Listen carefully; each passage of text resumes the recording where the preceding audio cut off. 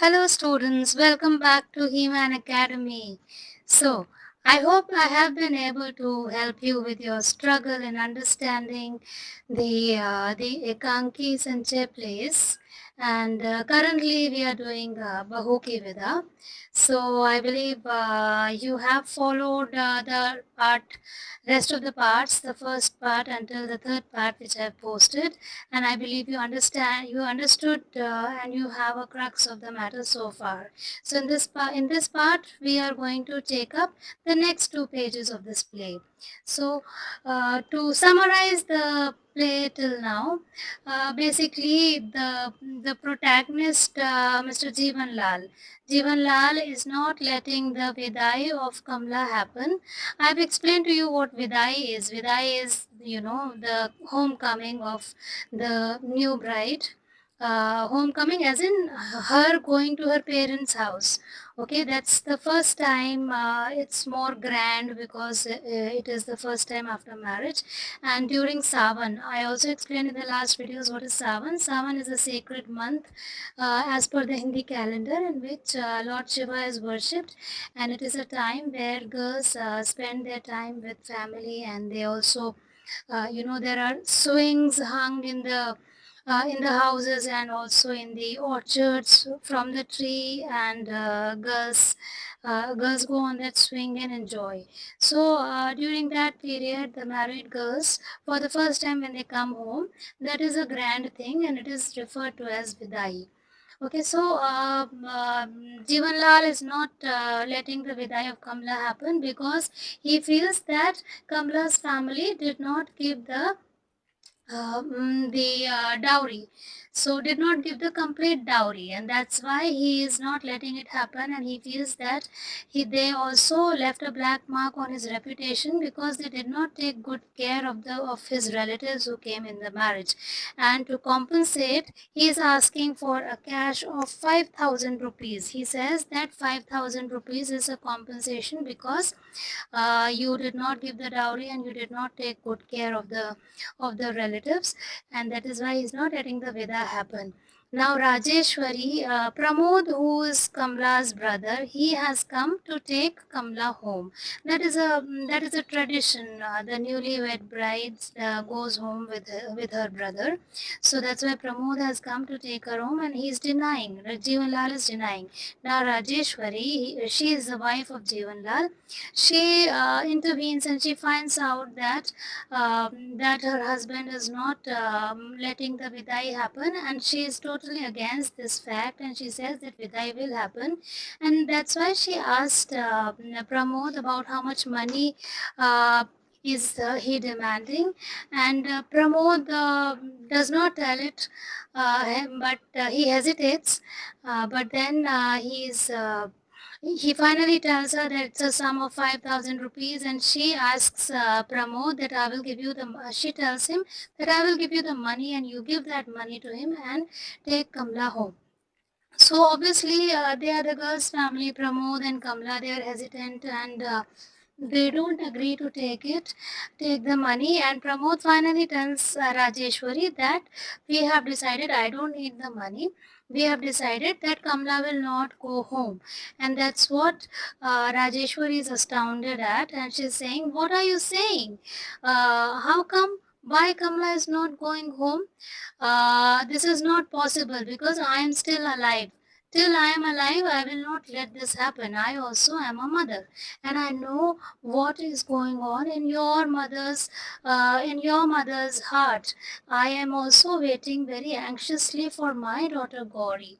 So Gauri is the daughter of Jeevan Lal and Rajeshwari, and she's also got married recently. And this Savan is going to be her first homecoming also, and that's why she's Rajeshwari is mentioning that, and she's saying that since I am a mother and I know how eagerly I'm waiting for my daughter, same must be happening to your mother. She also must be waiting for Kamla the way I'm waiting for her. So it's out of question that Vidai does not happen. It will definitely happen. You will not go home alone. That's what Rajeshwari says very assertively. and she takes out the bunch of keys from her waist, and she gives the keys to Kamla, and she says that you take this and get the money from the treasury. And Kamla, she does not show her hand to take the keys, and Pramod starts moving gradually towards the window. Now Rajeshwari is like, she's insistent, and she addresses Kamla and says, "Why are you not going?" She gives the key bunch to Kamla forcingly, and she says, "Go, make haste and get it." And Kamla, she gets up and she says, "Maji," and then she starts weeping. So it's very but natural, because while Jivan Lal is not understanding the situation of her heart, and he's adamant. Ma has understood Kamla and her mother so well, and that makes Kamla cry. She just starts weeping, and Rajeshwari hugs her. Pramod, he starts looking from the window. He starts looking outside from the window, and Jeevan Lal now from outside. He's calling his wife Rajeshwari, and he says that, "Look, it is time for Gauri to come home, and have you not prepared for her welcome?" And Rajeshwari tells Kamla in this point in time, she says, Go fast, go inside." Kamla goes inside, and Pramod, he he changes direction and starts looking at the door from where Jeevan Lal is entering. Now Jeevan Lal is telling Rajeshwari, "Oh, you're standing here. Why are you not going and making all the preparations for the welcome? I want these people also to see how reputed people welcome their daughter." So these people here refers to Kamla and Pramod, and reputed. So this word "naak wale," it's being used, figuratively, and it implies reputation. It implies a good reputation, and that's why he's calling himself as "naak wale." That means he thinks that he has a very good reputation. And Rajeshwari, as usual, she's irritated, and she chides him a bit, a bit, and he says that, "Why are you not talking straightforwardly? Why are you so abusive all the time? You are talking, you become abusive. So why are you talking like this?" And then Jeevan Lal is like, "Look, what abuse am I doing in this? I am not abusing at all." So students, Rajeshwari is very irritated at the behavior of Jeevan Lal, and her dialogues show that, and that's why she's saying that you think that you are the only reputed person in this world. Everybody else is not having a good reputation. This is what you feel. She's irritated, and so she says that, and then Jeevan Lal, like, how husband and wife respond, right? So Jeevan Lal says, "All the time you're finding fault in whatever I say and do." And then he addresses Pramod, and he says that, "Pramod, you only tell, have I said anything wrong?" And Pramod is like, he moves a bit forward, and then he gets a bit emotional, and he says, "You are saying right only. In today's times, it is money, which is naak or mooch." So naak literally means nose, and mooch means mustache. So in Hindi language, beta, naak and mooch, or the nose and the mustache, they are considered as symbols of good reputation, of dignity, respect in the society. Right, so that's why that's what he is saying, because that's what Jeevan Lal is making him feel also.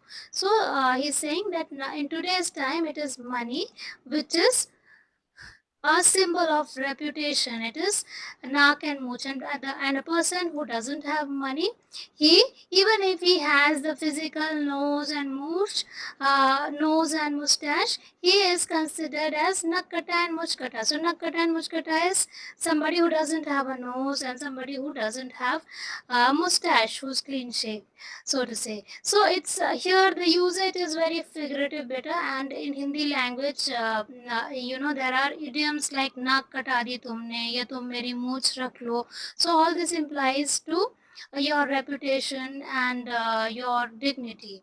And then from the background there is a voice of horn, and Rajeshwari is they hear the voice of horn and they are happy, Rajeshwari and Jeevan Lal, and excitedly they say, it's actually Jeevan Lal saying here, he says, oh my God, he has come. And then he addresses Rajeshwari, Are, why are you standing here like this? Go inside, get the sweets. And Rajeshwari, she keeps on standing there like that only, and she is looking from the door outside. Pramod also is looking at the door, and from the inside room, Kamla is standing behind the curtain, and from outside, if you see, one can see the hand of Kamla. And Jeevan Lal, he is very excited and anxious, and he is moving towards the door. And then at the same time, he sees Ramesh entering inside.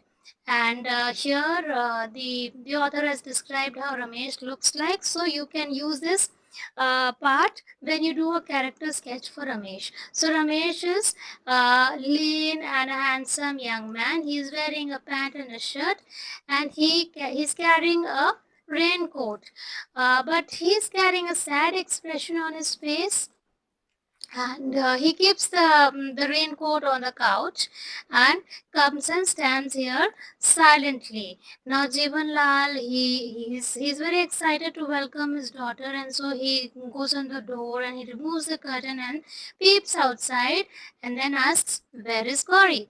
Ramesh, he says in a low voice that she has not come. Now Jivanlal is surprised and he says, why she hasn't come? Why? Is she all right? And Ramesh says, yes, she's all right. And then Jivanlal is eager to know why she's not come. And then Ramesh gives the final answer and says that she was not let to come home. The Vidai for Gauri did not happen. The in-laws of Gauri did not send Gauri home. And this is what Rajeshwari, it is astounded at, and she sits on the couch motionless because she is not prepared for this. And see, Jeevan Lal considers himself as somebody who has a very good reputation and all, but for them also there is a set of in-laws who feel that they have not given the dowry. So then the same thing, what the way he was behaving with Pramod and Kamla, the same thing has happened to him. So it's karma which has come back to him. So children, I'm wrapping up for this session right now. I'll take the last part of this chapter in the next video. I hope I have been able to solve your problem of struggling the understanding of the play, and if you think I have been able to, please send me a like, and for latest updates on that, do subscribe the channel. Whatever feedback you have, you can give me on the comments so that I can improvise the next videos. So I'm waiting for your feedback. Bye bye, see you in the next video.